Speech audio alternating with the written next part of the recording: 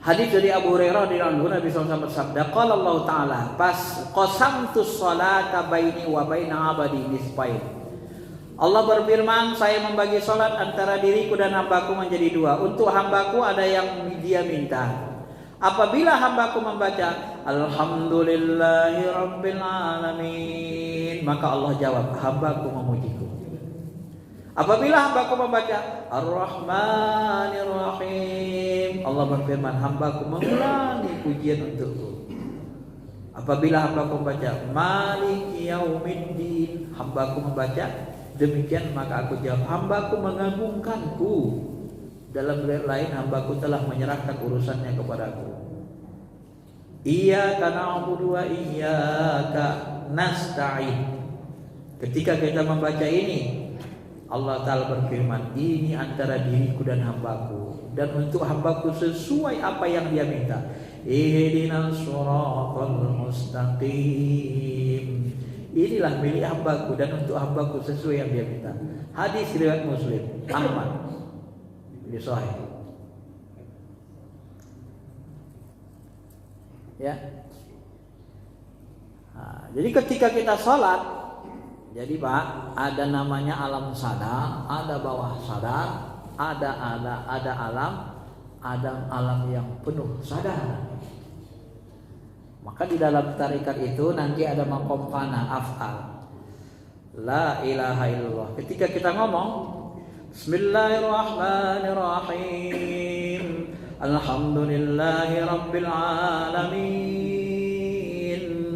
Ini saya sedang merasa Bapak Ibu udah gak ada, saya berdua sama Allah saja. Itu namanya maqam fana, af'al. Ya. Ada namanya maqam asma, seperti yang tadi. Bismillahirrahmanirrahim. Merasakan di badan kita ini, ya Allah, Kau pengasih penyayang. Ini namanya maqam asma. Ya. Nah, kemudian nanti masuk maqam sifat. Wa huwa ma'akum aina ma kuntum. Kau berserta di mana kau berada, kau merasa disertai Allah. Bismillahirrahmanirrahim. Kita mengucap itu besar tadi, serasa kita ngerasain benar-benar disertai Allah. Baru makom nanti namanya makom tahlil atau mendekati zat, la ilaha illallah. Itu kita melebur, nggak ada sesuatu kecuali Allah. Nah, puncaknya nanti ketika Allah menarik diri kita, itu ibarat kita di depan pintu kamar makom ma'rifat. Begitu ditarik tangan kita masuk ke kamar alam laut, alam wilayah ketuhanan, kita pun menyaksikan gak ada lagi apa-apa kecuali zatnya, kecuali dirinya. Untuk sampai ke sana cemana? Ya susah. Jadi yang Bapak bilang itu benar, tapi itu makomnya terlalu tinggi banget. Itu makom puncak. Jadi nggak usah kita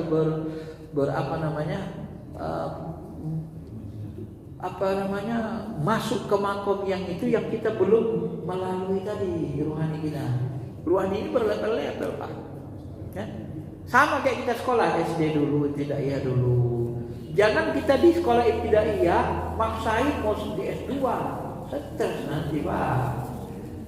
Saya pun lama ini Pak, jenjangnya pelan belajar Pak. Gak bisa lompat Pak, dipaksa gak bisa. Ruhani itu gak bisa dipaksa. Nanti Bapak stres kalau dipaksa. Pelan-pelan aja. Tapi kalau mau tahu ilmunya saya kasih tahu gitu loh. Ini jenjangnya. Nah, itu yang diajarkan guru-guru kita dan buku Syekhul Jilani jelasin begitu. Jadi ketika kita merasa nggak ada lagi Allah, ya nggak ada lagi diri, yang ada cuma Allah, itu sudah makom jat, tahlil. Gimana kita masuk? Gimana ke sana? Ya, yang ini saja belum sempurna tadi. Fana afal aja kita kadang belum. Fana afal itu kan kita ngerasa gini. Fana afal itu kita ngerasa nggak ada yang lain, hanya Allah saja.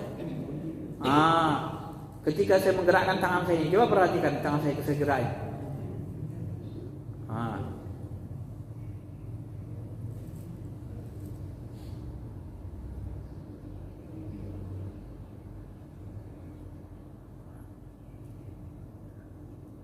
Itu saya merasa itu saya merasakan bahwa yang menggerakkan bukan maunya saya lagi gitu. Ya saya serahkan aja diri saya ke Allah, yang gerakannya Allah Ta'ala. Rasa saya gitu. Tapi saya tidak boleh merasa saya Tuhan. Kalau kita merasa diri kita Tuhan, nanti itu tarikat iblisiah nanti. Walaupun hakikatnya kita merasa memang benar. Mana ada yang bisa bergerak tanpa diizinkan Allah bergerak, benar? Mana ada yang bisa bergerak tanpa diizinkan Allah bergerak, benar? Dan kalau kita sudah kosong, tidak punya keinginan, kita tawakal ke Allah, yang gerakkan siapa? Yang gerakkan Allah. Ya terserah mau gerakkan dia macam mana, terserah dia. Biarin aja, kita hanya menyaksikan saja. Nah itu namanya fanafal.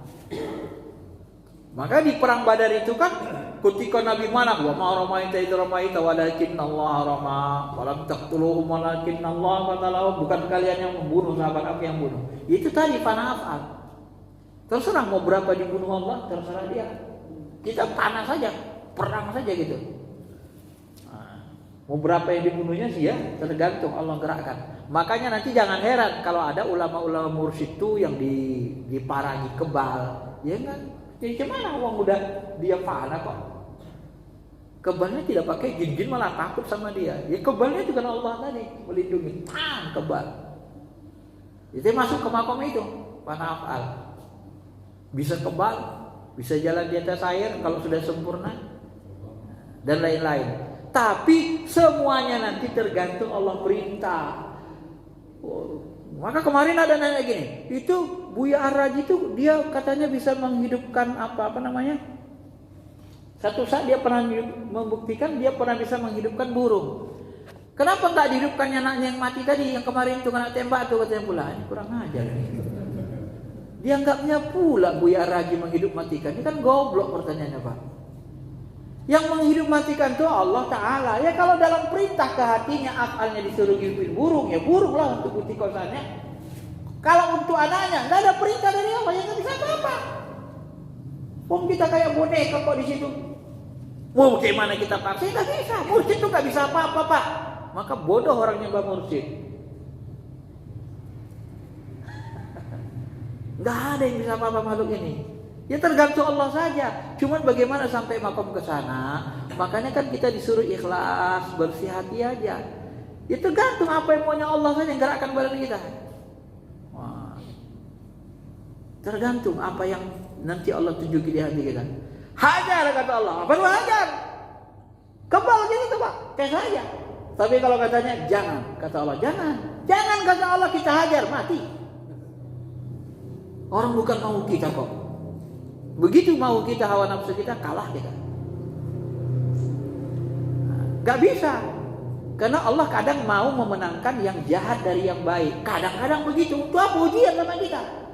Makanya orang yang gak kenal Allah gak paham akalnya, kolbunya. Tapi yang sudah tahu ilmunya ngerti dia. Kenapa mursyid kalian kalah, berkelahi? Ya cuman maunya Allah gitu. Misalnya, Tuhan kenapa Tuhan kalah berkelahi? Ya maunya Allah gitu. Guru dari guru saya ada yang satu mati, wafat. Dihantam apa? Dihantam jin setan. Kapan dia dihantam? Waktu tidur, waktu lalai. Dicari jin itu celahnya 24 jam, kapan lalai. Begitu lupa ingat dan orang dihajar, puam. Sakit. Meninggal. Dikasih tahu sama gurunya, padahal guru dari guru lagi kan, wafat meninggal, disyahid. Nah, pas tawajuh, ini ceritakan sedikit rahasia. Pas tawajuh, mau menghantam lagi muridnya nih. Kelihatan mau menghantam, dikembalikan sihirnya, muam mati orang yang menghantamnya. Ya, mau jalan balik mati. Begitu mati, tinggal anaknya. Datang anaknya meminta tolong, bagaimana menundukkan jin-jin ayahnya tadi. Ya mana dikasih tahu lagi rahasianya. Nah, karena yang nyerang guru ini mantan murid dulu, mantan orang tarikat, tapi sesat gitu loh. Jalan sebentar udah nggak mau lagi berguru, sesat. Akhirnya benci sama gurunya, nyerang gurunya, wafat gurunya. Nah, ketika sudah wafat ini, yang menyerang ini tinggal anaknya minta supaya bisa mengendalikan jin-jin yang dikawani ayahnya.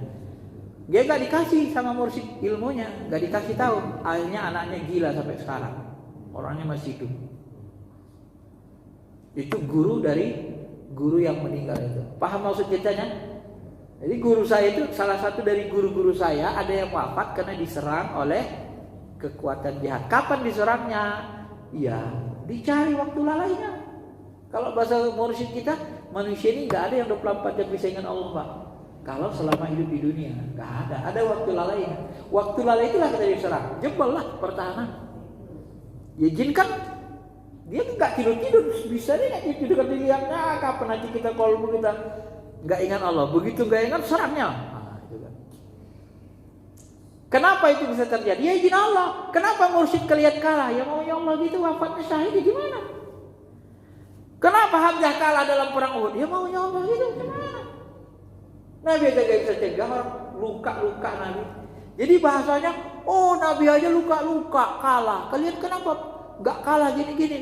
Kalau kalian sama Tuhan nggak bisa kalah lah kalian harusnya. Nggak begitu bahasanya. Uang kita pun berbuat karena Allah. Kalau Allah kasih kita kalah, ya kalah. Mau mati. Orang kita gak ada apa-apanya kok. Nah, begitu bahasanya Pak ya. Jadi makom itu makom sangat tinggi. Jadi dari bawah saja dulu. Ya pelan-pelan. La ilaha. Di fana afal pun sudah enak, sudah bagus. Fana afal zikir gini Pak. Kalau Bapak bisa terus gini aja nih. Ini Bapak bisa zikir dari pagi sampai malam sampai sore enggak berhenti.